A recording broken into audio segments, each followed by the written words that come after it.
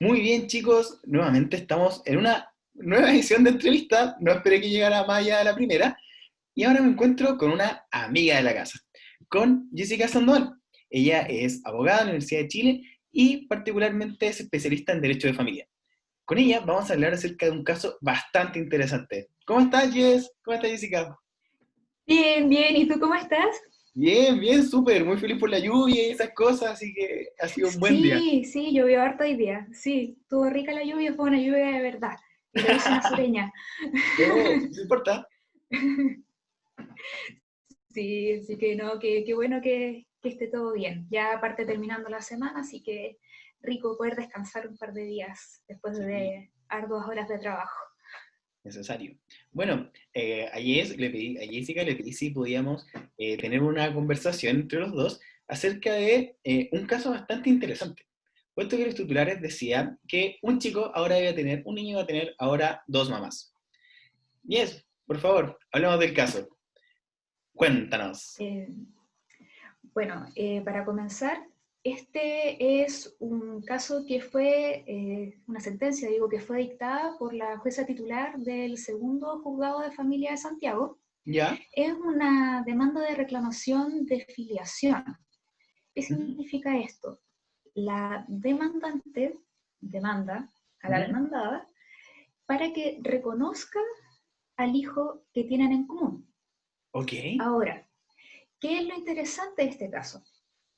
Estamos hablando de una familia donde existen dos madres. Es una familia homoparental o Ajá. lesbomaternal en este caso, que tienen un hijo de casi 3 años de edad. Ellas intentaron inscribirlo en el registro civil en el año 2017 Ujú, y se les negó esta posibilidad debido a que el niño tenía que tener una madre y un padre. Ellas interpusieron una acción de protección en la Corte de Apelaciones, la cual ujú. fue rechazada, luego en la Corte Suprema fue rechazada también, y por lo tanto uno podría pensar, chuta, se les agotaron todas las instancias Ujú. o todas las opciones que ellas tenían para poder lograr su cometido, que era que el niño contara con la inscripción de ambas como madres ante la ley. Sin Lo ningún padre. interesante de este caso, Sin claro, ningún en este padre. caso Padre biológico, ningún padre. buenísimo. Sí. Un dato interesante es que en este caso no existe la figura de un padre biológico como tal, Ajá. porque el niño nació a través de una técnica de reproducción asistida. Ah, ok. ¿Algo Entonces, bien? claro, ellas acudieron a una clínica para poder ser madres. Entonces es un proceso que participaron ellas dos, se señala después en esta causa que en realidad ellas estuvieron presentes, tanto la madre gestante como la madre que en este caso fue demandada, estuvieron ambas presentes en todo el proceso de embarazo, Ujú. en el proceso del parto, en la crianza del hijo, etc.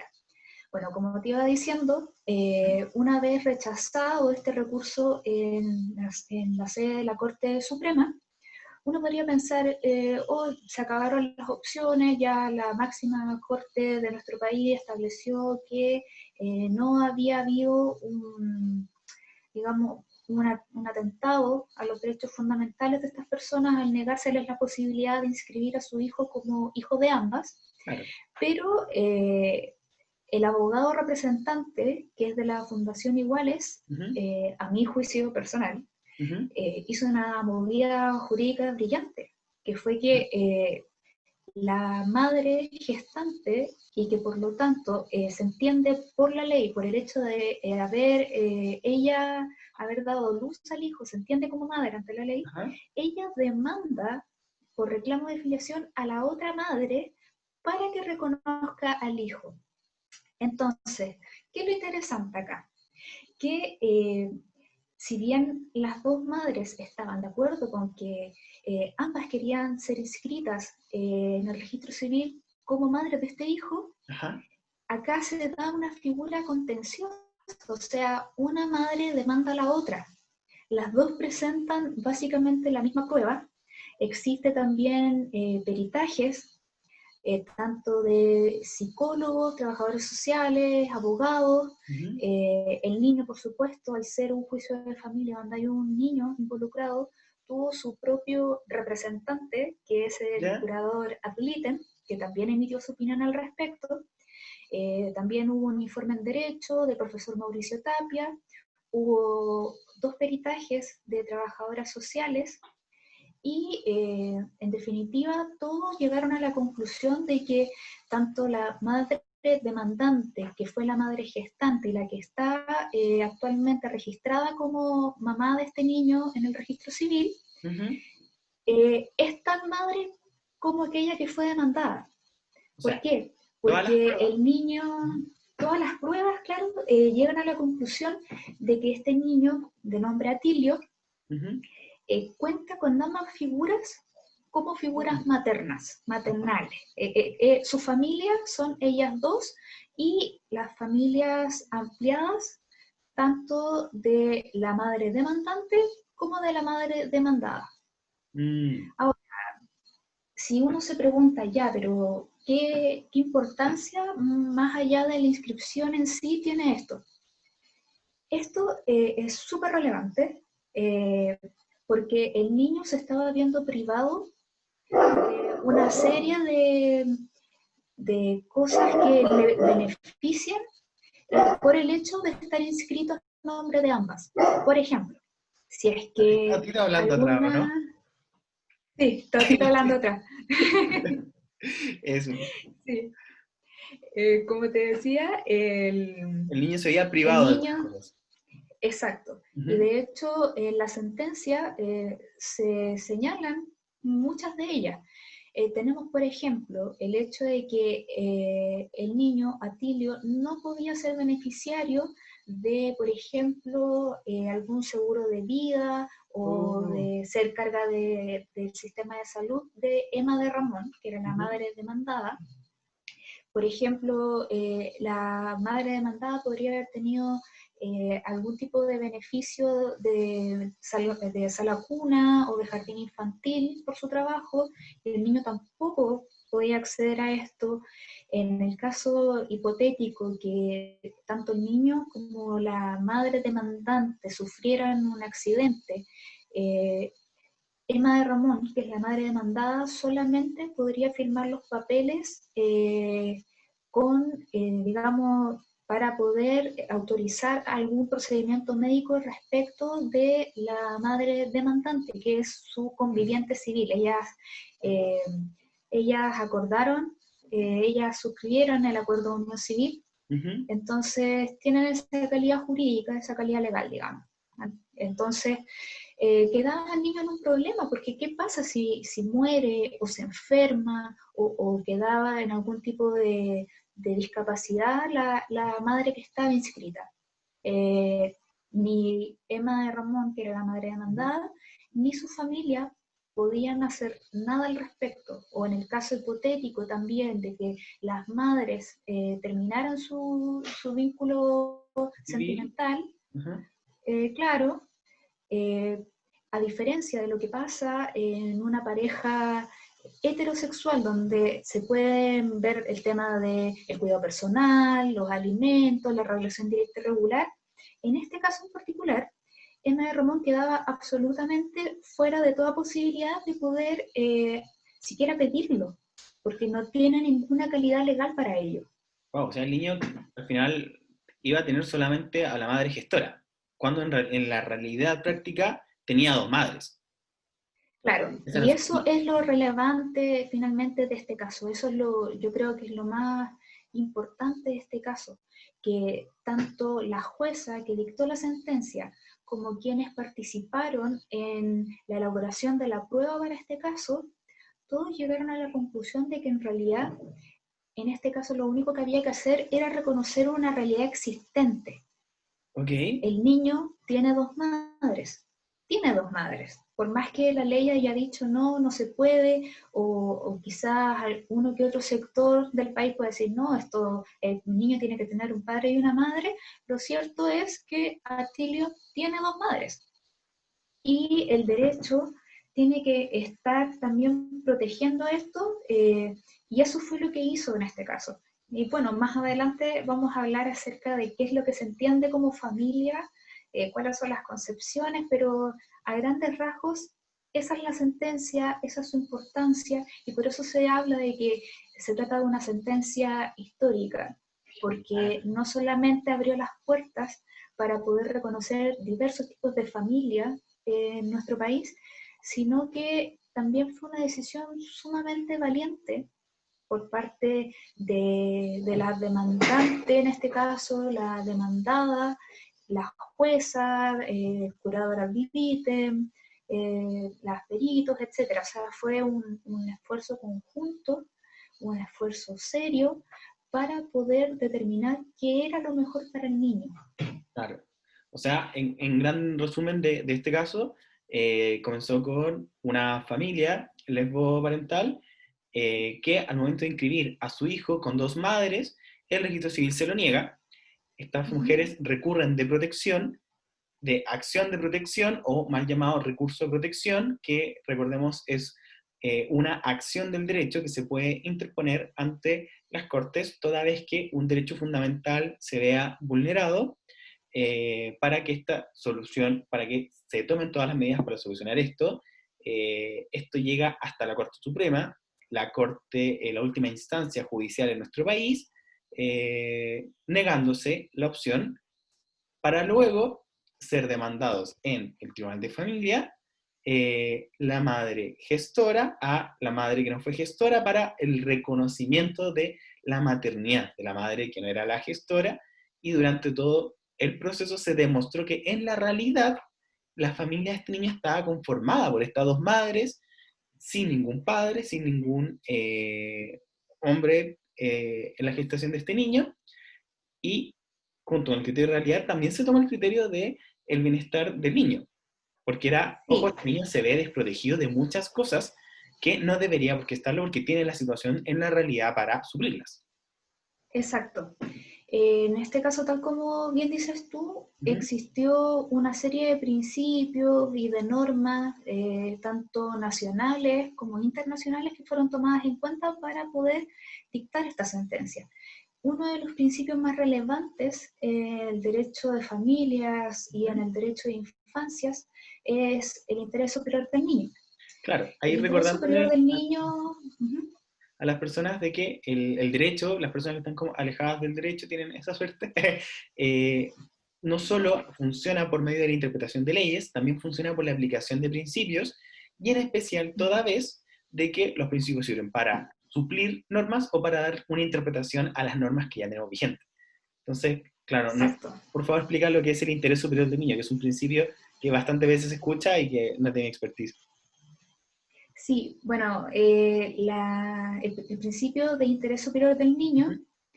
está contenido en la Convención sobre los Derechos del Niño, que está ratificado por Chile, que está vigente en nuestro país. Ujú. De hecho, el único país que no lo ha reconocido es Estados Unidos, pero en nuestro país sí está reconocido, y en él se busca fundamentalmente que el niño tenga la mejor vida que puede tener. O sea, Ok. que todos los casos en donde se ven niños involucrados tienen que tener este principio presente. Es decir, en el caso, por ejemplo, de que en este mismo caso, pongámonos, eh, no sé, que una de las madres o la madre que estaba siendo demandada, por ejemplo, eh, no sé, fuera una madre maltratadora, o en casos no solo en este, sino que de cualquier tipo, siempre se busca que el niño no quede desprotegido. Ujú. Entonces, esa es la importancia del principio de interés superior del niño, que siempre se debe propender, tal como su nombre lo indica, a que el niño vea sus intereses protegidos por el derecho, porque se entiende de que el niño es también un sujeto de derecho, a pesar de su edad. O sea, no existe un mínimo de edad para ser sujeto de derecho. Ujú. Y ser sujeto de derecho, ¿qué implica? Ser sujeto de derecho, bueno, en este caso implica que el niño tiene que ser considerado como un ser humano Ujú. que está revestido de dignidad, de derechos y de deberes conforme a la edad que tiene, obviamente. Claro. Ahora, no sé si surgen dos conceptos que hablar. Me queda muy claro que surge el concepto de familia, porque es una novedad lo que acá pasó. Y el concepto de filiación, ¿o no? Por ejemplo, ¿puede una persona decir, ok, yo solo tengo una madre y no tengo un padre porque nunca lo vi, nunca lo conocí? Que es como algo que me han Sí, preguntado en el representante legal. ¿Sí? sí, sí se puede, sí se puede. De hecho, antes estaba muy presente la figura de lo que se entiende como el guacho, ¿Ya? que Ujú. lamentablemente es un término que hasta el día de hoy sigue siendo usado, y que antes se daba por el hecho de que las personas que no tenían padre conocido Ujú. tenían el apellido de la madre dos veces. Mm. Ese era como uno de los grandes, digamos, indicadores de que se trataba de una persona que no tenía padre conocido. Entonces, de un tiempo a esta parte, uno, desde el año 1998, existe igualdad de los hijos ante la ley. Ujú. Por otro lado, se permite que la madre pueda inscribir al hijo con un apellido paterno distinto del propio para prevenir estos casos.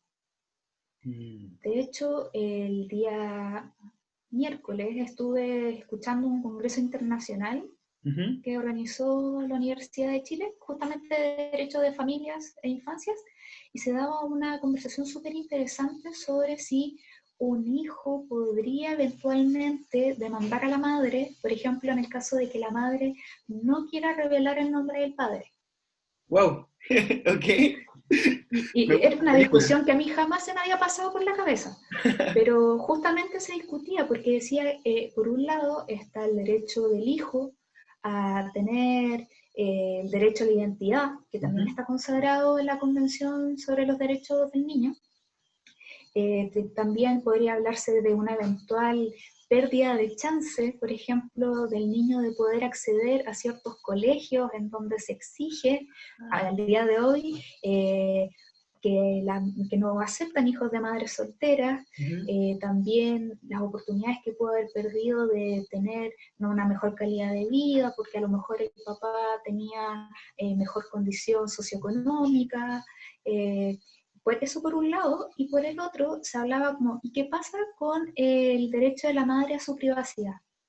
Hablaban en Claro. ese caso sobre que en Alemania, si mal no recuerdo, el Tribunal Constitucional alemán había hablado sobre que prevalecía el derecho a la privacidad de la madre. O sea, la madre podría no revelar quién era el padre. Claro, es un caso súper interesante, pero yo creo que es súper ilustrativo para poder decir que efectivamente una persona puede no tener padre conocido, porque Ujú. a diferencia de lo que pasa, bueno, estamos aquí en el supuesto de que es un hijo nacido de un vínculo no matrimonial. Eso Ujú. es muy Claro. importante de destacar. Creo que fallé en no decirlo antes, porque hay que distinguir, como siempre, en derecho. En derecho. Esa Eh, palabra típica del gremio hay que distinguir. sí, hay que distinguir. Ujú. Porque se entiende que si un hijo nace dentro del vínculo matrimonial, la ley asume que el padre es el marido Ujú. y la madre es, por ley, se entiende que es aquella que gesta y que da a luz.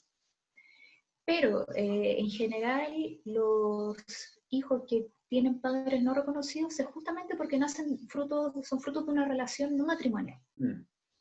Entonces es por eso que existen una serie de acciones que permitirían que el hijo pudiera o reclamar esta afiliación o también existen otras que permiten impugnar la afiliación, etc.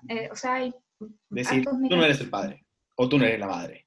Impugnación. Claro, claro, en ese sentido existen casos en donde alguien impugna digamos, la paternidad de otra persona y a la vez la reclama para sí. Uno no. Hay un caso Ah, de entiendo. dos, Él no es el sí, padre, yo soy el padre. ¿Eso? exacto, hay un caso de dos figuras televisivas, una Uf, eso periodista es un más. deportivo, un periodista deportivo y una animadora, que ella estaba casada y tuvo un hijo. Estoy hablando, si mal no recuerdo, a fines de los 90. Sí, sí. Ella tuvo un hijo, entonces se entendió que el padre de ese hijo era su marido. Mm. Pero resulta que la señorita se anduvo portando medio mal, entonces pasó que después se separó de esta persona, se puso a pololear o en pareja con el que resultó ser el verdadero padre de su hijo. Y ahí hubo una reclamación, o sea, perdón, una impugnación de paternidad y consiguiente reclamación. Porque finalmente el verdadero padre, y digamos el padre biológico, estoy hablando en términos netamente biológicos, porque uno sabe que padre es el que cría, pero, Claro. eh, pero en términos netamente biológicos, el verdadero padre Ujú. dijo, él no es el papá, yo soy el papá. Y se hicieron todas las pruebas de ADN, qué sé yo, y se determinó que efectivamente él era el padre del niño y no el marido de la mamá del chico. Cualquier persona que le guste la farándula y quiera saber, me escribe por inbox, yo le mando los links necesarios para entender de qué estamos hablando. Esos y muchos otros casos. Hay casos súper interesantes. Hay cosas muy, claro, que ayudan mucho a entender el derecho. Y Sí, es verdad. el siguiente término, la familia. ¿Qué pasó acá? Porque, ¿cómo el derecho piensa que es una familia? El derecho chileno, por lo menos. Mira, Mira, existe una discusión Ujú. respecto de qué se entiende por familia para la ley y para la Constitución, fundamentalmente para la Constitución. Tenemos por un lado que la ley y la Constitución no definen familia. No existe Ok. una definición legal de familia. Lo más cercano que tenemos es una especie de definición que está, perdón, en el artículo 815 del Código Civil, Ujú. que cuando se habla del derecho de uso y habitación señala que se entiende como familia las personas que viven en un hogar, etc. Hay nombra una serie de personas. Ujú. Pero, como te digo, no existe una definición como tal. Entonces, lo que sí tenemos es que la Constitución señala que en su artículo primero que la familia es el núcleo esencial de la sociedad, el núcleo fundamental de la sociedad, Fundamental, perdón, sí. y que es deber del Estado protegerla. Ujú. Entonces, a raíz de esto se discute, bueno, ¿qué tipo de familia es la que protege la Constitución? Ujú. Y aquí tenemos dos aristas. Por un lado, tenemos la concepción amplia de familia y por otro la concepción restringida. Ujú. La concepción amplia de familia entiende que existen diversos tipos de familia, de hecho por eso se habla de derechos de familias y no de familia. Ah, No sé si has escuchado alguna vez que se hace esa distinción. ¿tú sabes de dónde vengo? ¿Y sabes que la he escuchado? Me estoy recién Sí, ya. enterando. Si en realidad fue una pregunta maletera. Venimos de escuela distinta, nos conocimos por amigo del amigo, no compartimos universidad. Sí, sí. Bueno, pero Generación, se para habla que de se derecho de entienda que familias. acaba de pasar de familias. Me parece. Sí, sí.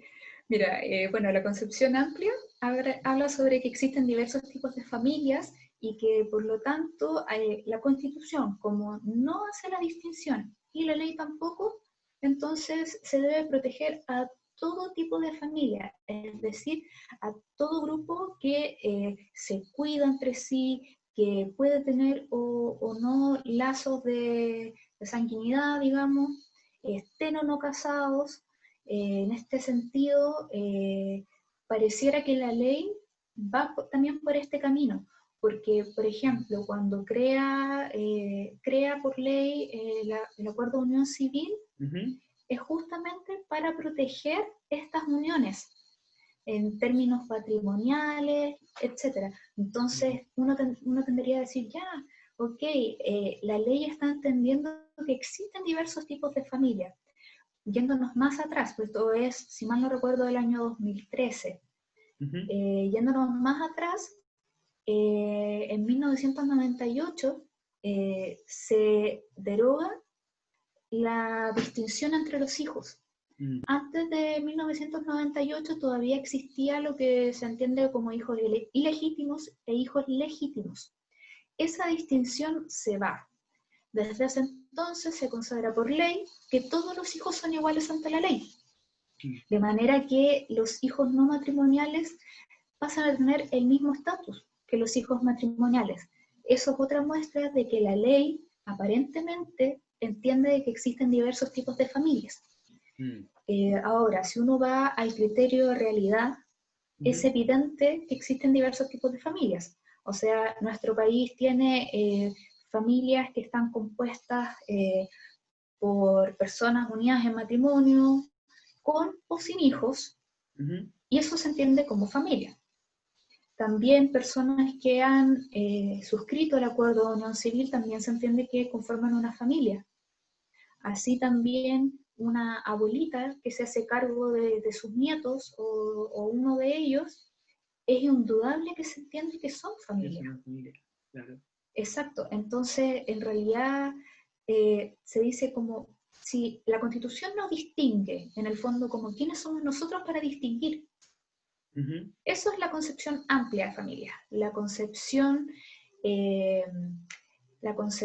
restringida de familia, dicen que en realidad hay que atenerse a lo que se pensó en el momento en que se dictó tanto la Constitución como el Código Civil, que tenían una idea de familia, de una familia matrimonial, una familia género heterosexual.